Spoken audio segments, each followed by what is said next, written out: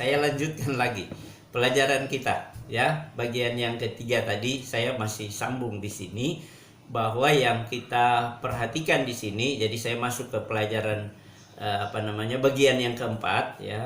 Bagian yang keempat saya masuk di sini, yaitu saya kembali mengingatkan kepada kita bahwa di dalam kedagingan kita iblis menggunakan 3 hal yang menjadi kelemahan kita, 3 hal yang menjadi kekuatan yang iblis bisa gunakan untuk menjatuhkan dan menghancurkan kita, yaitu di dalam Kejadian pasal 3 ayat 6 dia bicara 3 kelemahan kita, 3 keinginan yang menjadi kelemahan kita yang dipakai oleh iblis untuk menyerang kita. Jadi sekali lagi, yang pertama adalah kita perhatikan kalimat baik untuk dimakan.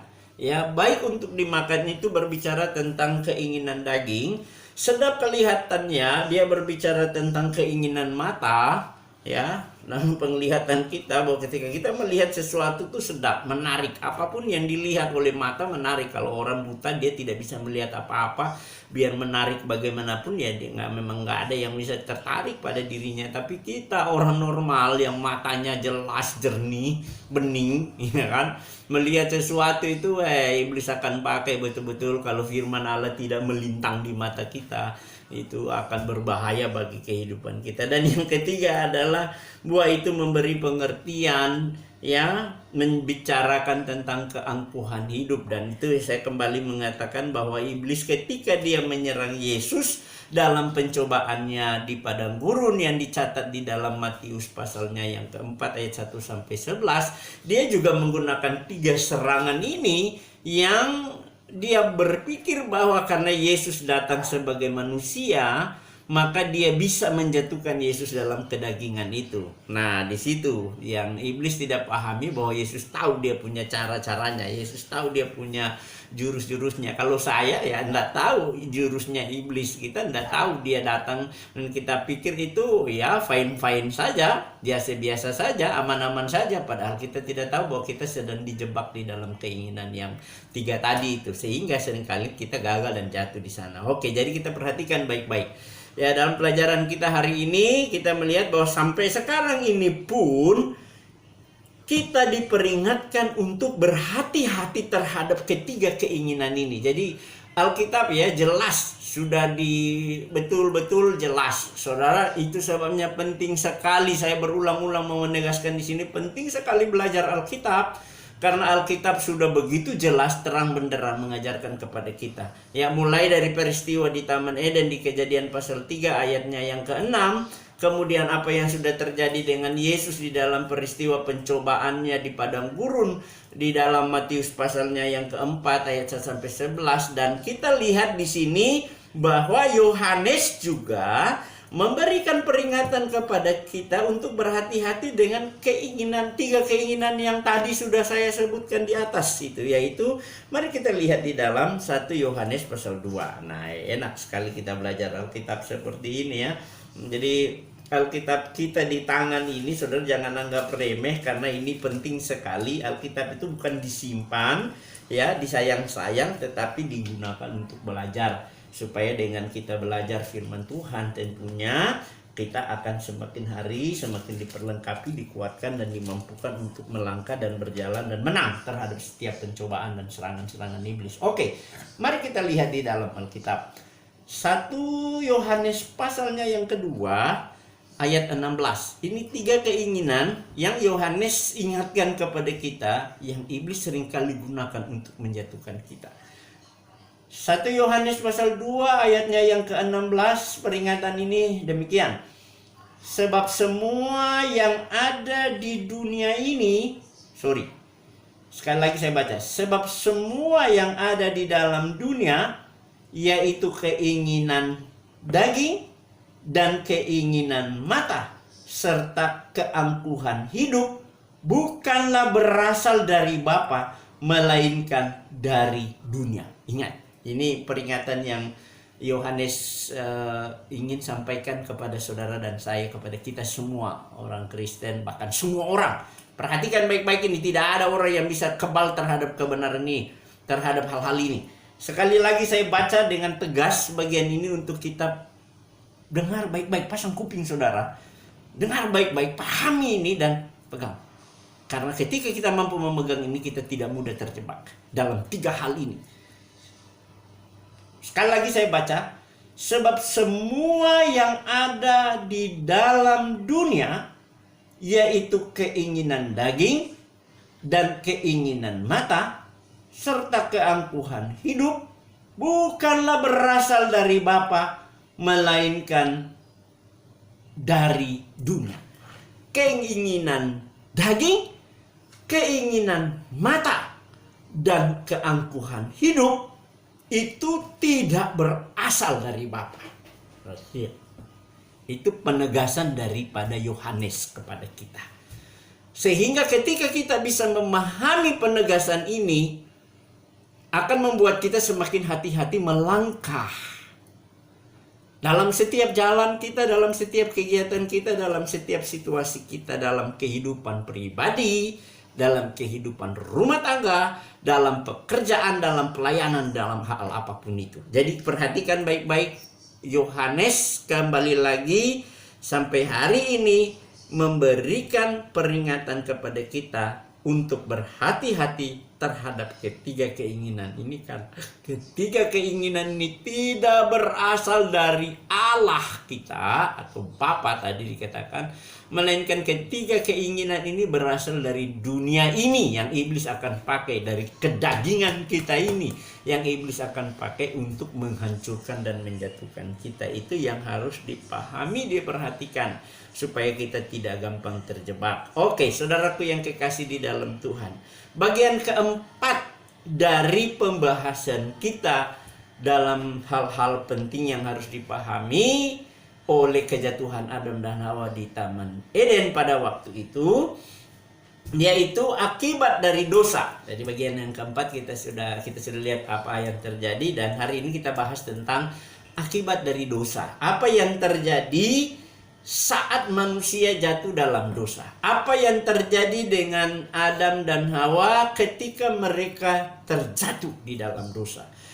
Hal yang pertama yang dialami oleh Adam dan Hawa saat mereka jatuh dari dosa, akibatnya adalah yang pertama, mereka memiliki perasaan takut dan cemas. Itu yang pertama dialami oleh Adam dan Hawa di Taman Eden.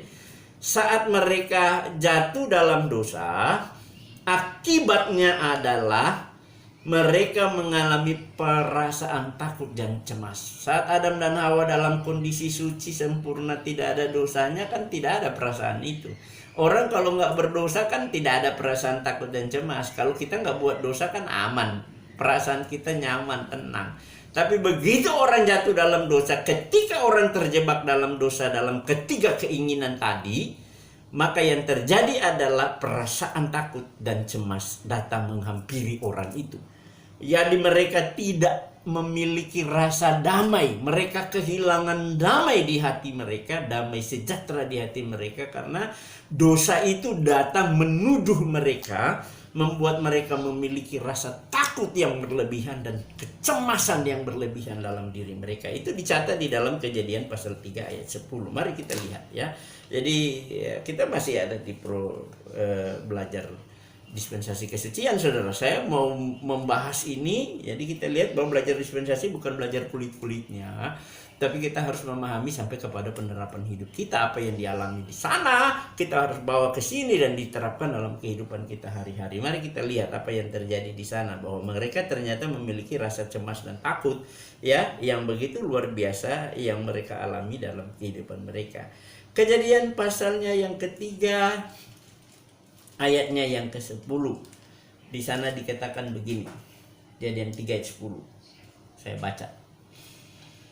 Ia menjawab, ketika aku mendengar bahwa engkau ada dalam taman ini, aku menjadi takut karena aku telanjang. Sebab itu aku bersembunyi. Jadi perasaan takut ya, cemas ada pada mereka karena mereka berdosa. Coba kalau mereka nggak berdosa, pasti nggak gitu. Begitu juga dengan kita hari ini. Kalau kita tidak melakukan dosa, nggak ada perasaan takut dan cemas dalam diri kita. Kita enjoy, kita biasa, bahagia, kecita, damai sejahtera karena kita tidak melakukan dosa. Tapi begitu saudara melakukan dosa, apa yang dialami oleh Adam dan Hawa, itu juga yang akan saudara dan saya alami dalam kehidupan keseharian kita. Kemudian yang kedua, apa yang mereka rasakan atau mereka alami, perasaan apa yang mereka rasakan dalam diri mereka sebagai akibat dari dosa yang mereka lakukan, yaitu yang kedua adalah mereka memiliki perasaan malu. Ya, Kejadian 3 ayat 7b dia jelaskan begini. Kejadian 3 ayat 7b. Maka terbukalah mata mereka berdua dan mereka tahu bahwa mereka telanjang, lalu mereka menyemat daun pohon ara dan membuat cawat. Jadi karena ada rasa malu dalam diri mereka, maka mereka membuat cawat dari daun pohon ara untuk menutupi ketelanjangan. Itu akibat dosa. Mereka tahu mereka telanjang, mereka punya pengetahuan itu karena mereka terjebak di dalam kedagingan mereka sendiri. Jadi saudara lihat ini betapa fatal dosa dan akibatnya. Jadi pada saat itu dan sampai hari ini saudara kalau ada perasaan malu itu ya itu sudah dicatat itu perasaan malu. Kemudian yang ketiga, apa yang mereka rasakan ketika mereka jatuh dalam dosa dan mereka mengalami akibat, yaitu yang ketiga adalah tidak mau bertanggung jawab. Nah, saya sudah bahas tadi di situ ya. Mereka hanya memikirkan diri sendiri, kepentingan sendiri, mulai muncul egois. Orang yang tidak bertanggung jawab adalah orang yang egois. Orang yang egois adalah orang yang tidak bertanggung jawab. Kenapa? Karena orang egois selalu melemparkan tanggung jawab kepada orang lain. Dia melakukan itu dan dia lemparkan tanggung jawab. Dia yang salah, dia lemparkan tanggung jawab. Dan ini yang terjadi, kita lihat dalam percakapan di dalam Kejadian pasal 3, ya, saling melempar tanggung jawab di sana ketika akibat daripada dosa yang mereka lakukan. Ingat ya, apa juga yang kita lakukan akibat dari dosa yang kita lakukan, ini yang kita lakukan dalam kehidupan kita. Ini keputusan-keputusan yang kita ambil dalam kehidupan kita. Apa yang dilakukan? Keputusan apa yang Adam dan Hawa ambil saat mereka tahu mereka berdosa, mereka terjebak di dalam keinginan mereka dan mereka akhirnya menerima akibatnya. Ini kita lihat. Kejadian pasal 3 ayat 12 dan 13 di sini dia bilang begini. Saya mengajak kita membaca lagi untuk memahami bagian ini. Kejadian 3 ayat 12 dan 13. Manusia itu menjawab. Jadi ketika Tuhan datang meminta pertanggungjawaban kepada manusia di ayatnya yang ke-11, saya baca ayat 11. Firman-Nya, siapakah yang memberitahukan kepadamu bahwa engkau telanjang?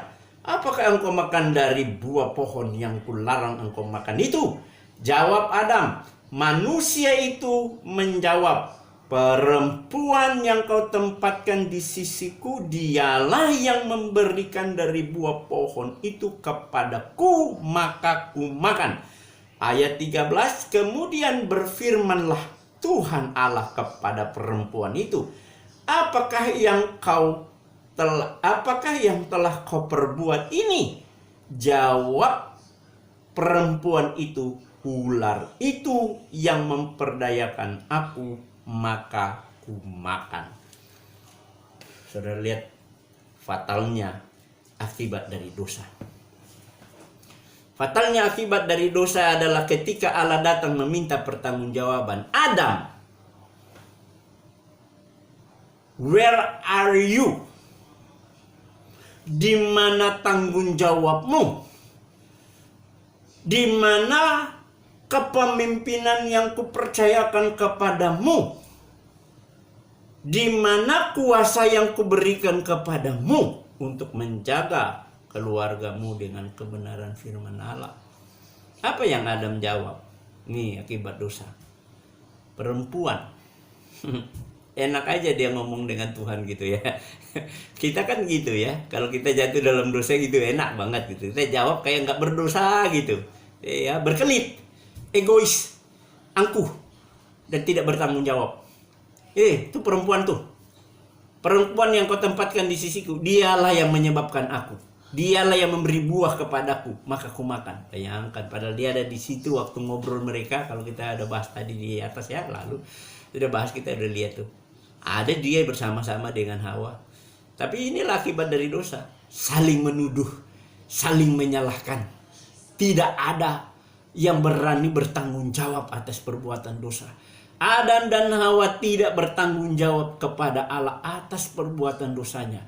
Malah yang terjadi adalah mereka saling melemparkan tanggung jawab, dan pada akhirnya kesimpulan bisa kita tarik bahwa Allah yang bersalah di dalam hal ini. Kita lihat percakapan tadi. Tuhan datang. Apakah siapa yang beritahukan? Apakah kau telanjang? Gitu. Apakah kau makan buah? Dia langsung jawab itu, lempar tanggung jawab. Itu perempuan yang kau tempatkan di sisiku, dialah yang memberi aku makan, dia yang menyebabkan aku sehingga aku makan buah itu. Maka aku telanjang.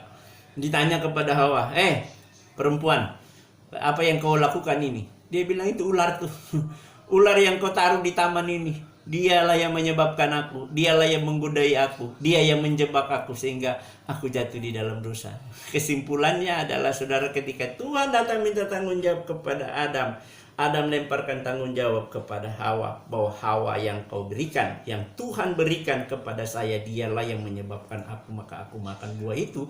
Datang kepada Hawa, Hawa diminta tanggung jawab, dan Hawa bilang, iblis atau ular yang kau tempatkan di Taman Eden itulah yang menggoda saya, merayu saya sehingga membuat saya jatuh dalam dosa. Kesimpulannya adalah dari percakapan ini, kalau kita mau simpulkan bodoh-bodoh, maka Allah lah yang salah di sana. Kenapalah Allah ciptakan Hawa ini buat saya? Mau dibilang begitu. Kalau kita mau tafsirkan sederhana sekali, kenapalah kau taruh Hawa itu, kau berikan Hawa itu kepadaku, kalau kau tahu bahwa dia akan menjebak aku jatuh dalam dosa. Tanya sama Hawa, kenapalah ada ular? Coba tidak ada ular di taman itu. Ya, iblis boleh pakai apa aja. Karena ular itu binatang cerdik, ya dia pakai itu untuk menjatuhkan. Bukan persoalan jawaban yang keliru, jawaban yang salah, dan jawaban egois yang Adam dan Hawa berikan kepada Allah. Dan jawaban egois itu juga lah yang seringkali kita berikan, kita lontarkan kepada orang-orang, kepada siapapun, bahkan mungkin kepada Tuhan yang meminta pertanggungjawaban dari dosa yang kita perbuat. Mungkin juga kita akan lemparkan jawaban hal yang sama dengan apa yang Adam dan Hawa lakukan terhadap Allah di sini. Jadi saudaraku yang kekasih, bahwa fatal ya akibat dari dosa. Ya, sekali lagi, akibat dari dosa yang pertama, manusia memiliki perasaan takut dan cemas yang berlebihan. Mereka kehilangan damai sejahtera. Itu Kejadian pasal 3:10. Kemudian yang kedua, mereka mengalami perasaan malu yang berlebihan dalam kehidupan mereka, dalam Kejadian pasal 3 ayat 7b. Dan yang ketiga adalah bagian yang ketiga yang mereka alami saat mereka jatuh sebagai akibat dari dosa adalah mereka tidak bertanggung jawab. Mereka hanya mementingkan kepentingan sendiri. Mereka begitu egois sehingga mereka saling menyalahkan satu dengan yang lain. Jadi saudara lihat di sini ya, akibat dari dosa adalah saling menyalahkan. Jadi di sana kalau orang sudah saling menyalahkan, lempar tanggung jawab dan lain sebagainya, Anda sedang bermasalah di dalam kehidupan dosa. Jadi ketika orang mulai menyalahkan orang lain, kacahkan diri saudara. Gitu. Nah, ini Adam dan Hawa menjadi pelajaran bagi kita lah, bahwa ketika kita jatuh dalam dosa ini yang terjadi, bahwa kita saling melempar tanggung jawab, ya, saling melempar tanggung jawab pada satu dengan yang lain. Pada dasarnya sikap yang seperti ini berarti kita menuduh Allah. Tadi saya katakan di atas bahwa kita menuduh Allah, bahwa Allah lah yang salah, yang harus bertanggung jawab terhadap peristiwa ini. Itulah hebatnya manusia ya. Jadi dari pelajaran ini kita lihat hebatnya manusia. Bikin dosa, diminta tanggung jawab, tidak mau bertanggung jawab, tidak mau datang dengan gentle mengaku dosa, jujur kasih tahu kami udah gagal Tuhan, kan enak gitu. Terjadi pemberesan, ini malah saling melempar tanggung jawab yang pada akhirnya menuduh Allah lah yang bersalah di dalam peristiwa ini. Menuduh Allah lah yang membuat skenario sampai kami harus mengalami hal yang seperti ini. Bukankah sampai hari ini orang menuduh Allah bahwa Allah mengizinkan ini, Allah berskenario untuk menggodai kita dan lain sebagainya. Itu tuduhan yang sangat tidak bertanggung jawab, karena kita melakukan sesuatu yang salah, kita melakukan dosa, kita harus menerima akibatnya. Dan yang terjadi adalah kita saling menyalahkan, kita melemparkan tanggung jawab satu dengan yang lain. Begitu ketika orang sudah jatuh dalam dosa, hal ini akan terjadi dalam hidup kita. Apa yang dicatat oleh Alkitab ya, apa yang sudah terjadi lampau di masa lampau itu akan terulang kembali. Sejarah itu akan mengulang kembali dalam setiap kehidupan manusia. Jadi dalam sepanjang dispensasi, dalam sepanjang sejarah manusia, kita akan menemukan bahwa hal ini bukan hal yang baru. Hal ini bukan hal yang baru, hal ini adalah hal yang lama. Alasan-alasan yang terjadi saat ini yang kita lontarkan kepada Allah bukan hal yang baru. Itu hal yang biasa, hal yang lama yang sudah terjadi lampau di Taman Eden. Apa yang kita pelajari hari ini. Jadi ini pelajaran berharga bagi kita untuk kita pahami. Kemudian saudara yang dikasihi oleh Tuhan Yesus Kristus, bagian keempat dari pelajaran teologi dispensasi kesucian ini adalah perempuan. Jadi ini akibat dari dosa ya, akibat dari dosa. Yang keempat adalah perempuan akan bersusah payah. Nih mengalami kutukan akibat dari dosa, kemudian melemparkan tanggung jawab dan akhirnya mereka menuduh Allah yang berskenario di sini. Maka yang terjadi adalah kutukan datang akibat daripada dosa yang dialami, yang dilakukan oleh manusia. Kutukannya bagi perempuan yaitu perempuan akan susah payah pada waktu melahirkan. Kejadian pasal 3 ayat 16 di sana dikatakan begini. Firman-Nya kepada perempuan itu, susah payahmu waktu mengandung akan kubuat sangat banyak, dengan kesakitan engkau akan melahirkan anakmu. Namun engkau akan berahi kepada suamimu dan ia akan berkuasa atasmu. Ini kutukan bagi perempuan yang berkelit akibat dari dosa yang dia lakukan, diminta tanggung jawab, malah melemparkan tanggung jawab sampai pada akhirnya menyalahkan Tuhan di sana. Maka akibatnya adalah perempuan bersusah payah untuk melahirkan. Kutukan yang berikut, yang kelima adalah hal yang kelima, yaitu kutukan bagi laki-laki, yaitu laki-laki atau suami Adam ya akan bersusah payah untuk mencari nafkah. Jadi kalau kita disuruh kerja keras bersusah payah, Tuhan udah kasih enak, diciptakan pohon-pohonan dengan buah-buahan semua lengkap di taman, itu disuruh cuma mengusahakan aja, disuruh mengusahakan dan memelihara. Tuhan tidak suruh tanam, tidak suruh segala macam, ini udah pelihara nih itu ya, bikin dia bagus-bagus, jaga baik-baik, karena itu kehidupanmu yang kau akan jalani, kau akan rawat dengan baik. Tapi ya akibat daripada dosa ini yang dialami oleh Adam dan Hawa. Ya, bagiannya Adam, kutukan bagi laki-laki adalah bersusah payah untuk mencari nafkah. Kejadian 3 ayat 17 di sana dikatakan bahwa lalu firman-Nya kepada manusia itu, karena engkau mendengarkan perkataan istrimu dan memakan dari buah pohon yang telah kuperintahkan kepadamu, janganlah kau makan daripadanya, maka terkutuklah tanah karena engkau. Dengan bersusah payah engkau akan mencari rezekimu dari tanah seumur hidupmu. Nah, saudara, kita bekerja keras ya. Itu bagian dari kutukan. Kita harus bekerja keras supaya kita bisa makan dari sana. Sudah ditaruh enak-enak, manusia bikin pelanggaran dan akibatnya harus diusir, dan akibatnya mereka harus mengelola tanah yang penuh dengan semak belukar untuk berusaha di sana. Tanah menjadi terkutuk dan akibatnya itu akan membuat mereka bekerja keras, bersusah payah, berkeringat untuk menghasilkan uang. Itu adalah kutukan. Itu ya, saudara, kita perhatikan di sana. Alkitab begitu jelas ya. Nah, kemudian yang keenam adalah bumi menjadi terkutuk. Kejadian pasal 3 ayatnya yang ke-17 dan 18. Itu ya, bumi menjadi terkutuk, tanah menjadi terkutuk. Dan ayat 18 di sana dikatakan begini. 17 saya sudah baca. Ayat 18, semak duri dan rumput duri akan dihasilkannya bagimu, dan tumbuh-tumbuhan di padang akan menjadi makananmu. Itu. Jadi kita lihat di sana bahwa bumi pun ikut terkutuk ya. Yang tadinya Allah sudah ciptakan begitu enak ya, ada buah-buahan yang penuh di taman yang ini sehingga bumi terkutuk, yang tumbuh adalah semak duri dan dikelola itu harus bekerja keras mengelola semak duri itu sehingga dia bisa menghasilkan tumbuh-tumbuhan yang membersihkan semuanya. Wah, ini pekerjaan yang sangat berat itu ya.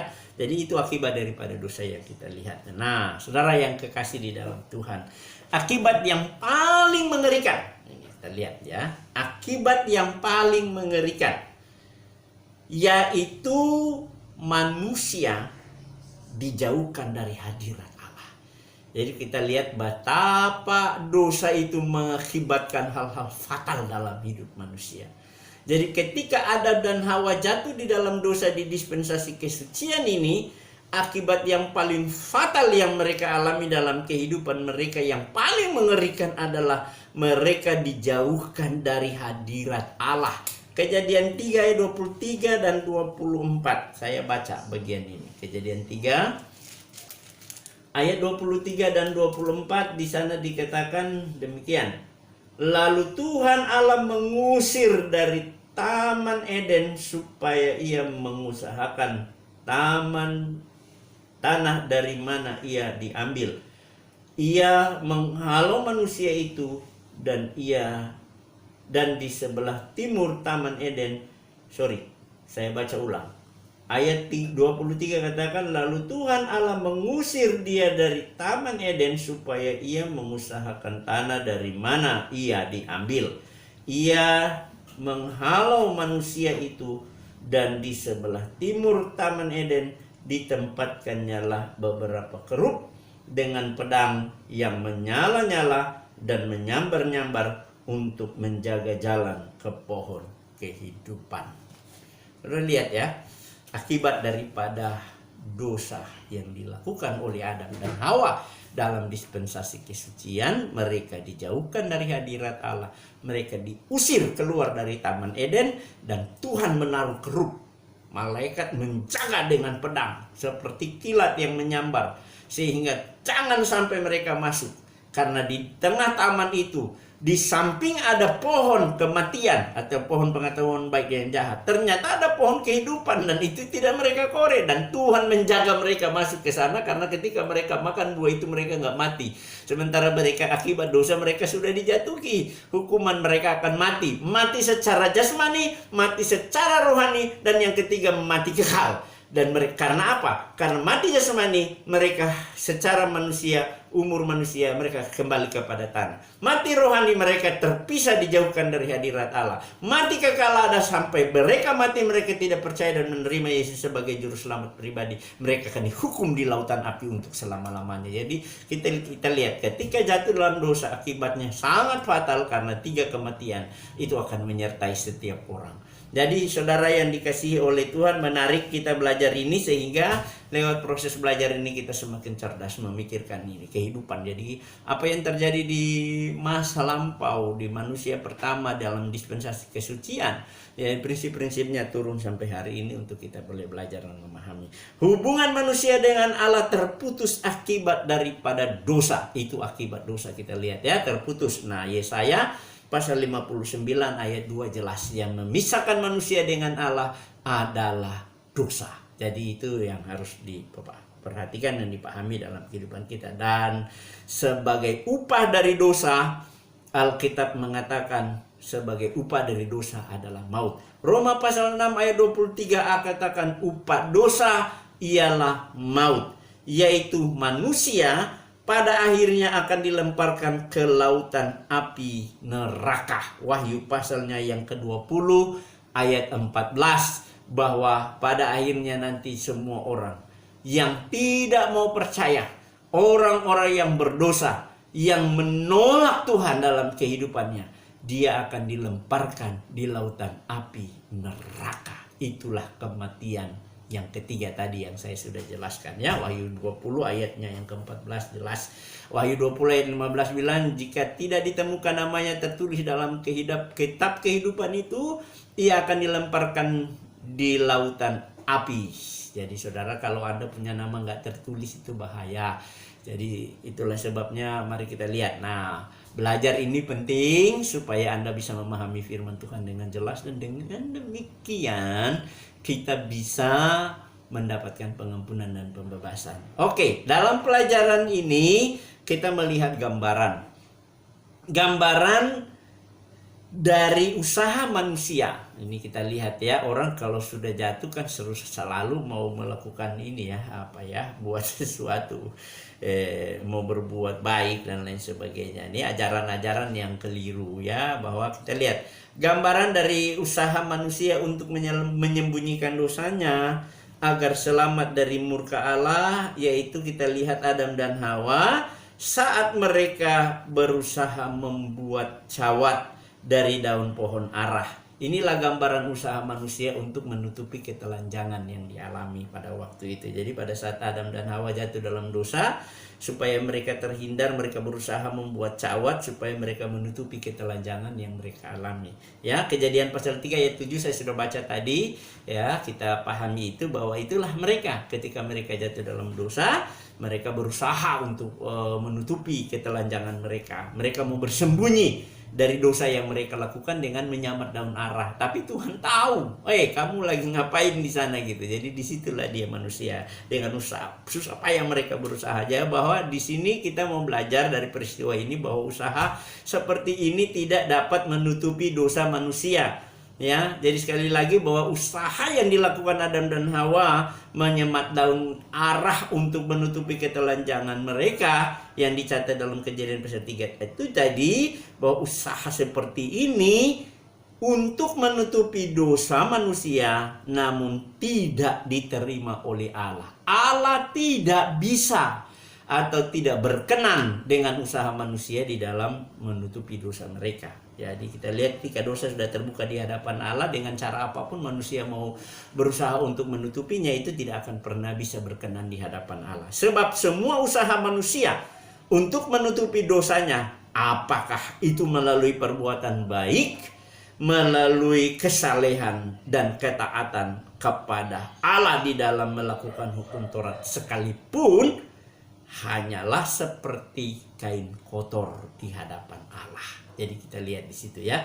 Jadi orang mau berbuat baik, mau melakukan kesalehan dengan menaati, melakukan peraturan hukum Taurat sekalipun, Alkitab mencatat di dalam Yesaya pasal 64, semuanya itu hanya seperti kain kotor. Jadi Yesaya pasal 64, saya mau baca aja. Jadi jangan coba-coba berusaha untuk menutupi dosa dengan cara kita ya, karena Allah tidak pernah berkenan dengan usaha manusia menutupi dosa dengan cara apapun. Apakah Anda mau berbuat baik dengan rajin bergereja atau apapun sekalipun, membuat kesalehan sekalipun, Alkitab mencatat kesalehan itu cuma seperti kain kotor.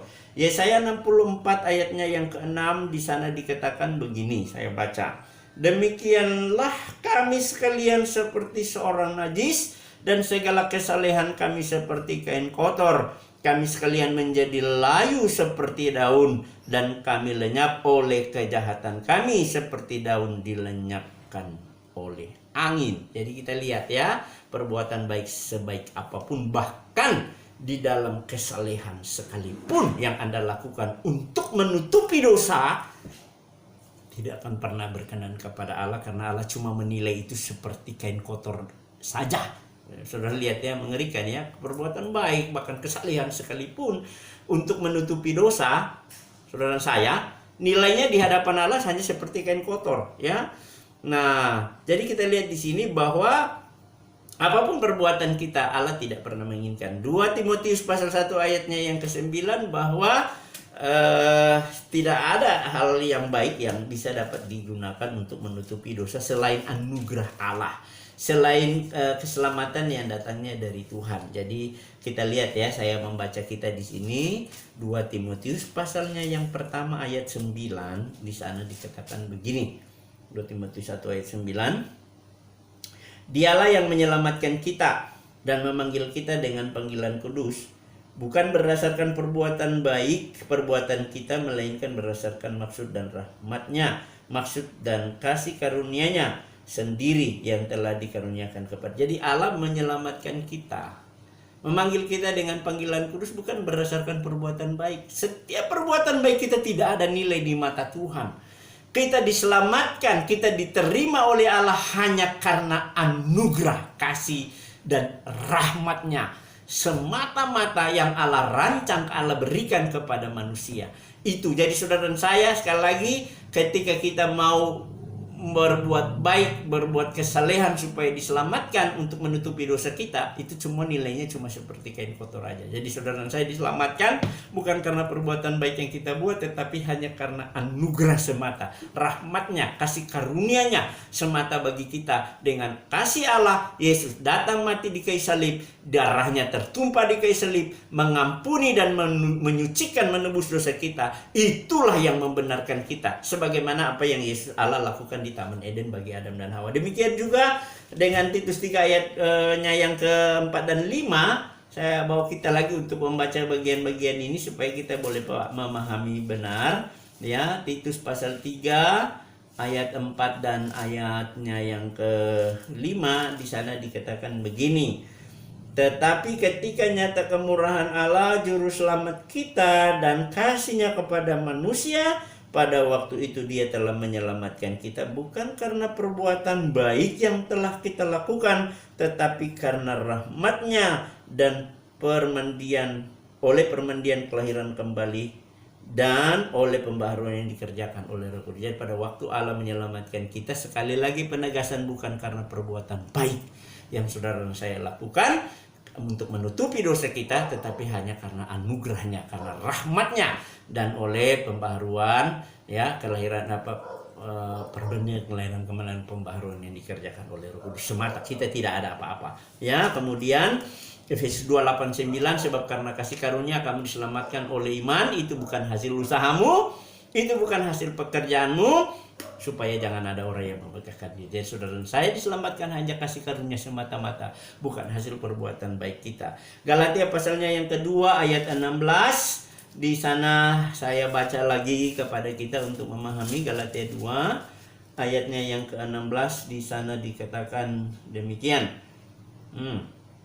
Kamu tahu bahwa tidak seorang pun yang dapat dibenarkan oleh karena melakukan hukum Taurat, tetapi hanya oleh karena iman dalam Kristus Yesus. Sebab itu kami pun telah percaya kepada Kristus Yesus, supaya kami dibenarkan oleh karena iman dalam Kristus Yesus dan bukan oleh karena melakukan hukum Taurat. Jadi perhatikan, jelas ya, kita diselamatkan bukan karena melakukan hukum Taurat, tetapi karena kita diselamatkan karena iman di dalam Kristus Yesus, ya. Roma pasal 3 ayat 20 juga jelas di sana bahwa tidak ada seorang pun yang dapat dibenarkan karena melakukan hukum Taurat. Justru oleh hukum Taurat orang mengenal dosa. Jadi saudara lihat, ini ayat-ayat Alkitab yang memberikan kepada kita bahwa akibat daripada dosa manusia jatuh dan menerima hukuman, dan segala usaha manusia untuk berbuat apa saja menutupi dosa itu tidak akan pernah bisa diterima. Nah, jalan keluar adalah darah Yesus, ya. Kita lihat darah Yesus yang tertumpah di Bukit Golgota. Itulah yang menjadi dasar penyucian dosa, dan hal itu digambarkan dengan domba yang disembelih di Taman Eden dalam Kejadian pasal 3 ayat 21. Jadi kita lihat kembali lagi ke sana.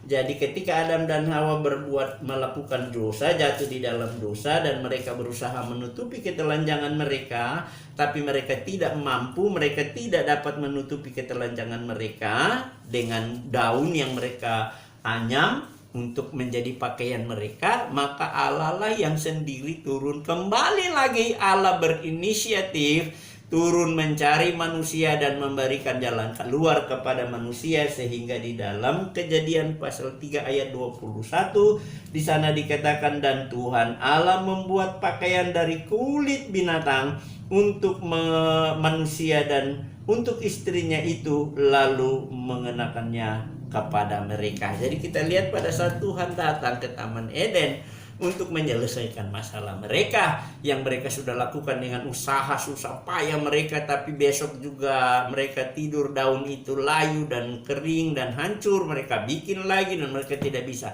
Hanya untuk menutupi ketelanjangan manusia tidak mampu melakukannya, apalagi mau menutupi dosa mereka, sehingga Allah datang memberi jalan keluar dengan cara adalah memotong binatang, membuat domba yang tidak tahu menau dengan dosa, domba yang tidak pernah ada urusan dengan dosa, dibuatnya menjadi berdosa, dipakai Tuhan memotong domba itu, Tuhan menyembelih domba itu, darahnya tertumpah menjadi pelajaran, sehingga mulai dari saat itu domba itu menjadi lambang, ya, korban domba itu menjadi lambang mulai dari perjanjian, mulai dari Kejadian pasal 3 ini, peristiwa ini ayat 21, bahwa Allah mengambil domba dan menyembelih, kemudian darahnya itu tertumpah untuk menjadi pelajaran. Ini lu bikin dosa, kalian bikin dosa, domba yang tidak tahu menau dengan urusan dosa, dia yang harus jadi korban, dia harus mati,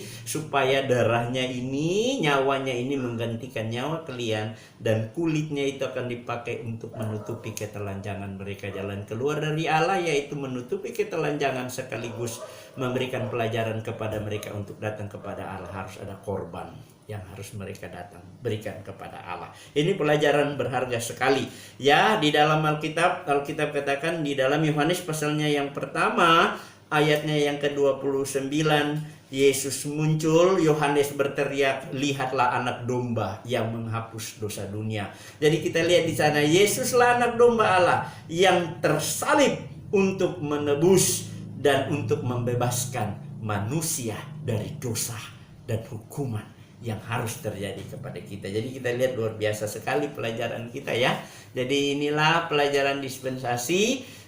Khusus pelajaran dispensasi kesucian saya bagi menjadi 4 seri untuk kita bisa memahami dengan jelas. Jadi kalau saya cuma mengajar 1 kali jalan, maka Anda tidak melihat banyak prinsip yang harus diambil untuk dipraktekkan dalam kehidupan kita hari ini. Dengan kita belajar dan saya membagi menjadi 4 seri, ya, atau 4 kali rekaman untuk ini, supaya kita bisa belajar dan kita bisa memahami dengan baik. Dan marilah kita akan terus belajar karena kita baru di dispensasi kesucian. Masih ada 6 dispensasi lagi yang harus kita pelajari untuk sampai kita tamat pada proses pembelajaran teologi dispensasi. Mari saudara, biarlah ini jadi berkat bagi kita semua. Pelajaran ini dapat membangun kita untuk kita semakin sungguh-sungguh lagi belajar firman Tuhan. Kita berdoa, terpuji namamu Tuhan. Kami mengucap syukur untuk firman Tuhan yang diberikan kepada kami. Kami boleh belajar dari pelajaran-pelajaran ini. Sudah banyak hal yang kami bisa ambil untuk dapat dipraktekkan, diterapkan dalam kehidupan kami.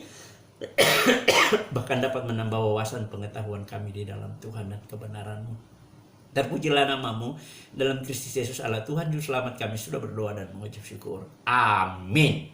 Saudara diberkati. Tunggu serial berikutnya.